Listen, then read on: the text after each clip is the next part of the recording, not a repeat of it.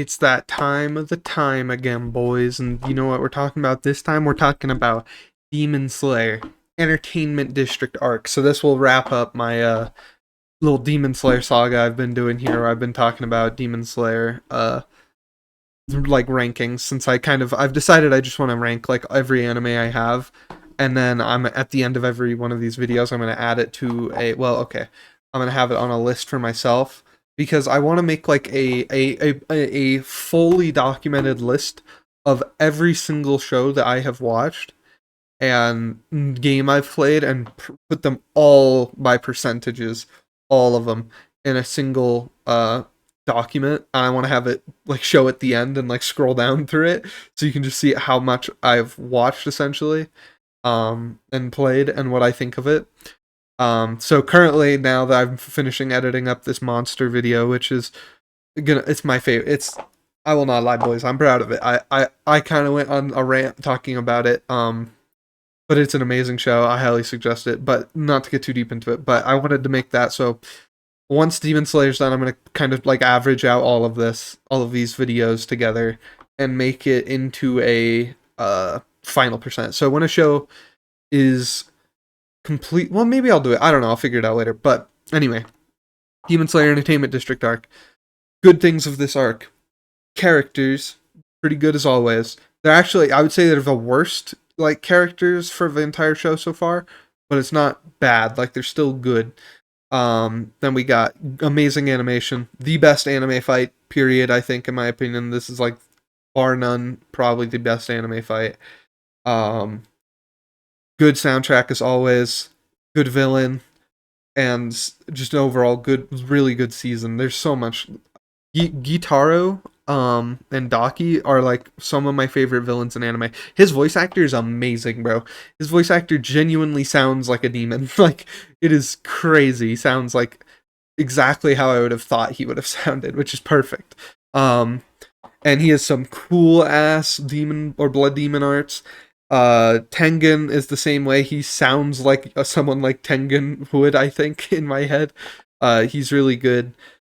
He's flashy as hell, which is awesome. He's the flashy Hashira essentially, and you know what? That works fine with me. He's fucking cool. Got fireworks and everything going off. He's really cool. All the Slayers. You have Inosuke, Tanjiro demons, or Nezuko, and Zenitsu again. And all four of them pop off. Everyone gets their own little episode.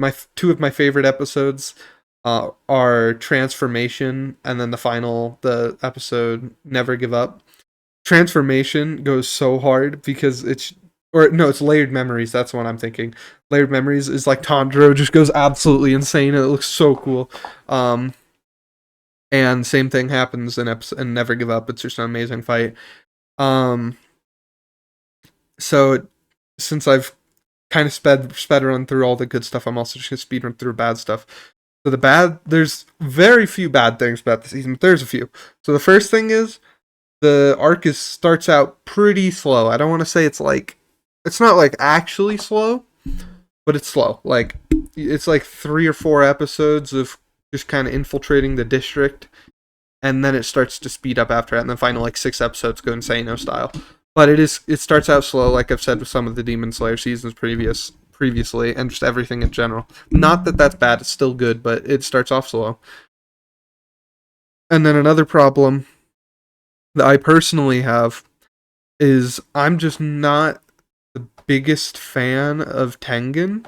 I think he's cool, but I'm not as big of a fan of him as some other people are. I like a lot of the other Hashira we've met so far, and just characters in general, more than I like Tengen.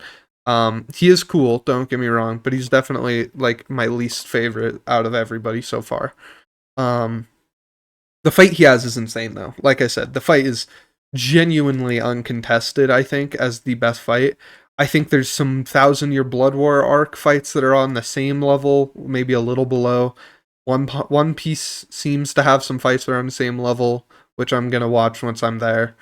And maybe I would say some Fate fights are on the same level. But even there, it's like barely on the same level. Like, this fight is insane. I've never in my life felt like genuine intensity coming from a fight, but I did in this moment. I was like, oh my god, this is the what the fuck? There's so much happening, and it still ended on a cliffhanger. I still remember that. I was so pissed. I'm like, this fucking show. Oh yeah, the music is always. I always say this with Demon Slayer, but music slaps. It's just some really cool stuff. It's the first season that isn't Mugen Train to like actually set the story going fast. Like, because the first, it seems like what happened with Demon Slayers. It seems like the first arc was the plan for like a while. It was gonna be kind of like a longer show, and it was gonna be Tanjiro like hunting lower moons essentially. But then I think she kind of realized, okay, or the author realized, I don't know who it is, but the author realized, okay, I don't really want to make this really long, so she sped up the pacing like crazy, and you see the Rengoku fight after that, and then after that the show just goes crazy pacing. Like we went from killing Lower Moon 5 like barely to Tanjiro is now fighting Upper Moon 6 with, to be fair, with the Hashira, and is getting decent at the fight. I don't really care though. I just think the season is really good. Some people like to say it's the best season of Demon Slayer. I don't agree with that. I think the fight is the best fight in Demon Slayer, but I still think the best like part of Demon Slayer is Mugen Train. I think Mugen Train is just actually goated. And then season 3, then season 2, then season 1. Not to say that any of them are bad. Like I said, I think all of Demon Slayer is like above 75, which is pretty good to be honest on my rankings. Obviously not the highest it can be, but like it's pretty up there. I would say season 2. Actually, yeah, let's just rank it really quick. If I was to rate season 2, I would give it a solid and sturdy. Oh, is it an 80? I'm going to say it's an 84. It's just under an 85, but it's not quite there. There's some parts that I'm not a huge fan of. Like I said, the pacing. This is the only part of Demon Slayer, by the way, that I genuinely wasn't having fun watching when it came out. Although, to be fair, it probably would have been the same in early season 1 if I was watching it when it was coming out weekly back then, but I was not. So, but when I was watching this coming out weekly, I was like, damn, this is taking a while. But once again, it's not like it was bad. It's not like that any of that is bad. It's just that part is worse, and I wish it went to the insane shit. Because if I was just rating the later half of the season, it would be like a 90 or a 95. It's that good. But I give it an 84. Solid overall. Not the best Demon Slayer season, but still pretty good. That's about it. Later.